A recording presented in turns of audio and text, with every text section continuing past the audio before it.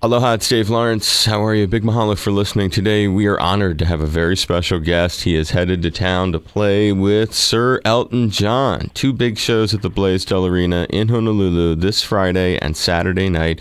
He has gone to do over 2,000 shows for Elton John, performing on some of rock's biggest studio recordings too, and at some of rock's biggest gigs. He's a very versatile player. It's a pleasure to welcome solo artist and Elton John guitarist, vocalist Davey Johnstone. Aloha and a big mahalo, Davey. Thank you so much for doing this, brother. Aloha, Dave, and it's my pleasure, really. I love the Hawaiian Islands, and it feels like I was just there. I was there in August, so great to be talking to you, and I'm looking forward to come back tomorrow. And you're the king for doing that. And we were just, before we got on the air, Davey mentioned he has friends out here. I just wanted to follow up on that. So you have, you've got friends that live on Maui, I guess it is? Yeah, I know so many people on Maui now, I guess, because I've been going there for years.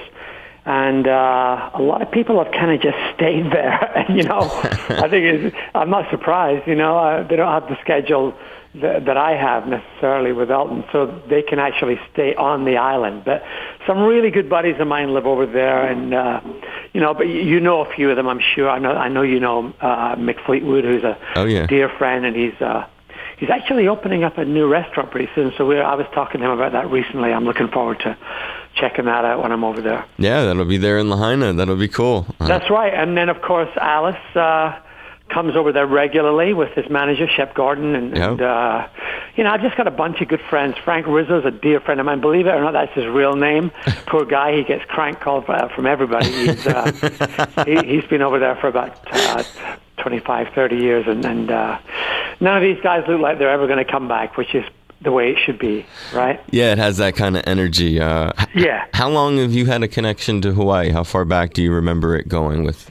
Well, the first time that we visited Hawaii was in the middle of a U.S. tour. It was kind of our tradition. We'd go to usually Maui in the middle of a U.S. tour, and the idea was to kind of recharge for a week, do a couple of gigs on Oahu, and then go back out on tour again. And it was a wonderful thing. I think the first time we did that was 72. And I think I was so blown away with Hawaii, I didn't really get into it till the following year, 73. I really kind of started exploring and, you know, going to Hana and different things. And in those days, there was nothing like, you know, as many people, obviously. It's a whole different deal now. You go make that trip down there, and there's hundreds of people in buses and shit. It's still absolutely amazing and beautiful and the whole thing about it, but it's just it's getting a little crowded. It's such a cool impression you have, and obviously one from a cat who's been fortunate to come here so many times over the years, and that's very interesting to see the development change. Are there other, besides Oahu and Maui, are there other islands that you're familiar with? Not really. I mean, we've briefly been to Lanai, and briefly been to the Big Island, and that's about it, you know. For some reason, we keep going back to Maui because we've always had such a great time there, and we normally stay in Paia, and I have a good friend that I rent off in that area, and it's just such a amazing vibe. I think, you know, being in somewhere like Paia, it's more like the Hawaiian experience, you know, like this. I don't really enjoy staying in hotels anywhere. I mean, That's what I do. It's part of my job description is staying in hotels. So when I come over to the islands, I like to be in a nice place and a nice environment, and we're very fortunate to be able to do that. That's a cool way of looking at it. So you've, when you come to Honolulu, though, you still, as a world traveler, how does Honolulu rank, taking 5 steps back and looking at it from the prism of your life and all the amazing cities you've been, and you can be straightforward with us. You know, how does Honolulu rank on the international city front? Oh, it's a great city. There's no question about it. It always has been, and it's managing to retain that Hawaiian tradition you can't mistake where you are. I always think that if I was set down in Hawaii, I would know where I was by the smells and the whole thing, and just the vibe of it, that really earthy, and the red soil, and that just, it's got a certain thing about it. It's the same thing with Australia. If you go to a country like Australia, it's so unique and so different and so fucking far away. But excuse the F It's word. okay. But it's so unique in its own way. I still love Honolulu. I don't go there that often. The last time we were there, I think it's got to be like maybe 3 or 4 years ago, I think. I'm not certain even. That's how much we've been traveling recently. But we seem to go there, on a fairly regular basis. Yeah. I know we played a couple of shows when we first got Nigel back into the band, which was a wonderful period, around about 2000, 2001. And we came and did a couple of shows at the arena then. And that was a really memorable time because, as I say, Naj wasn't in the band for many years, and then it was great to have him back in, playing drums with us, and it's just brilliant, and it just keeps getting better. It's wonderful, to have the nucleus of the band being Elton and Nigel and myself, basically, and obviously we wish that Dee Murray was still around, but obviously that can't be, and we've got a wonderful bass player, Bob Birch, who's been with us for 20 years now. So yeah, we've had a lot of success by keeping the same members as much as possible in our bands when we can do that. Yeah, I can imagine that would have a big impact, and there must be something about working together, when you think about your life and this sort of progression that you've got, getting to work with this cat as long as it has been, you must have had a certain energy that you brought to the table. There must be something about you. I've read a lot of interviews to prepare to talk with you, and I've never heard you really put your finger on it. I'm not expecting you to do it now, but there must be something about you, and Nigel, that calls out to him that you survived.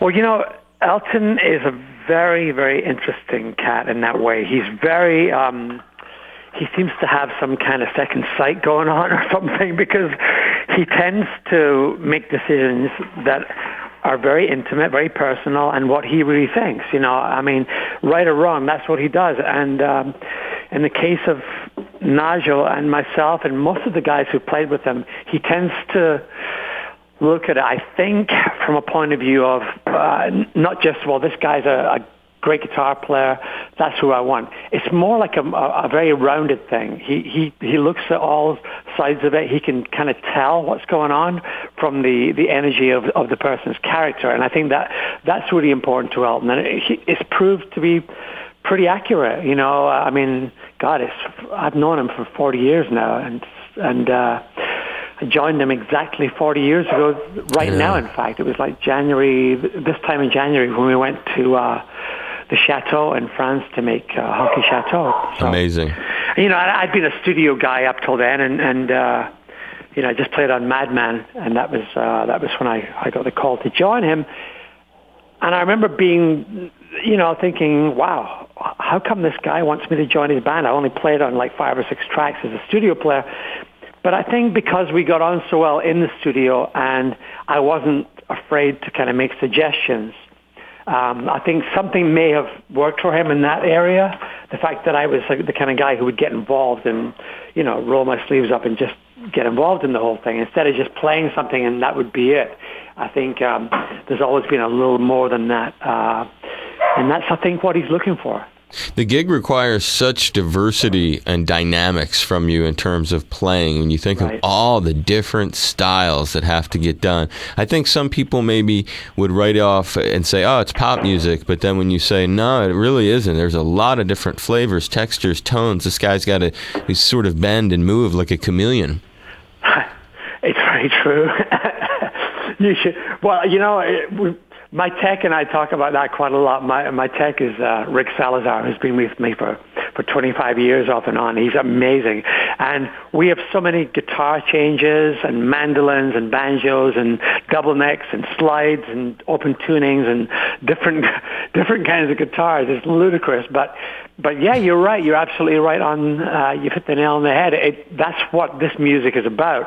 It's not like one form of rock and roll where it's just like balls to the wall the whole time, which, by the way, I love that kind of music too. But Elton's stuff is, one song can be a rocker, the next one can be a beautiful ballad, the next one can be a very folky, incredibly modal acoustic sounding thing. It's the whole box of tricks. So in a way, I like that because I get to do a bit more than just one style of music. I've always enjoyed that aspect of it. It has its downsides in that I've never been a specialist. I've never actually said, well, I'm a guitar player, because I play so many different instruments. I don't consider myself just a guitar player. Right. It's more like I'm his musical director, but basically I'm like a catalyst for the rest of his music. I'm like the missing link. I kind of help tie people to the next movement in his music, and it's a position I've always really enjoyed, and hopefully for a few more years too, I'm going to enjoy it. Is it a relationship that stretches into the personal, so you guys are buddies too? I mean, how much do you see him when you're not touring and recording? Well, we tour so much that, quite frankly, none of us want to see each other when we're off the road. I mean, why would you want to see this guy? We just got off an 8-week tour of Eastern Europe through Singapore and Asia and Indonesia and Malaysia and Australia, and we just got back, just before the holidays. So, now you don't really spend much time with the other members, because of that reason. It's plenty to be together on the road the whole time. I mean, you don't want to see anybody. And also, let's face it, Elton has a very, very different, existence than me. The one thing that we recently, that's been brought up that we have in common is children, because, of course, his son Zachary just turned 1 on Christmas Day. So that's a pretty wild thing to happen of late. Suddenly Elton's a father. So we have another thing in common there. And something else that's interesting that you pointed out through your conversation on that side note of like mixing the business and the pleasure, and I've been very curious about this. It was in 2010, Elton came here with Ray Cooper. They did some shows. It was January 2010. Then it was January 2011. You guys went and did Maui with the band. All right. And yes. That was again 1 year from then. Now it's going to be January 2012. You're back in Honolulu, and from our talking, I remember you talked about some of the historic visits to Hawaii. I wonder, does Elton return here on sort of any kind of regular basis? Can you comment at all? Has this been a place of relief or refuge that's been built into your tours for a very long time? Oh yeah, for since the very beginning. It's different now. That touring has become a totally different animal now, unfortunately. But as I said earlier, we used to take our break, and it became a traditional deal. Right up until probably 1976, we'd always take our break in Maui. We'd come over there in the middle of the tour and spend at least a week over there and do the gigs and then get back to work. And Elton, I know, still comes on a fairly regular basis. He comes out to Hawaii and just loves it and just loves what it brings to him. So yeah, it's become the Hawaiian Islands has been a very important part of our whole deal, and it still is for us, for all of us. In fact, Nigel and I are always kind of teasing the agent and telling him, hey, why don't we do a couple of more gigs in Maui, the other islands, do this and that, and they're always going, you guys and you're Maui, they're always, No, well, ease up on it a bit, but we just love coming there. Sometimes it's not in today's world, it's not quite as economically viable to come there, more often. I wish it was. We just do it the way we can now, and that's an area that I try and keep out of a little bit. It's like up to the promoters and the agents what they do with that. That's not really something I can comment on, because we do so much diverse touring. I mean, we've just been in Moscow, Latvia, Lithuania, Singapore, Kuala Lumpur, all over Australia and New Zealand, and it's a loony way of working, but that's the way they do it. And we're fortunate. We still have people coming along to see us. They still want to see this deal. So it's great. Obviously, we're very blessed. You're the man. Davey, I appreciate it, dude. I hope you have a safe, happy, healthy trip out here. And I really have enjoyed talking to you. I'm so grateful to get a few minutes of your time. That's great, Dave. Thanks for being so gracious, and go back to bed. Take care, buddy. Take care, man. Bye. Bye. Aloha. Davey Johnstone here from the Elton John Band. And you're right where you should be, tuned to my buddy, Dave Lawrence.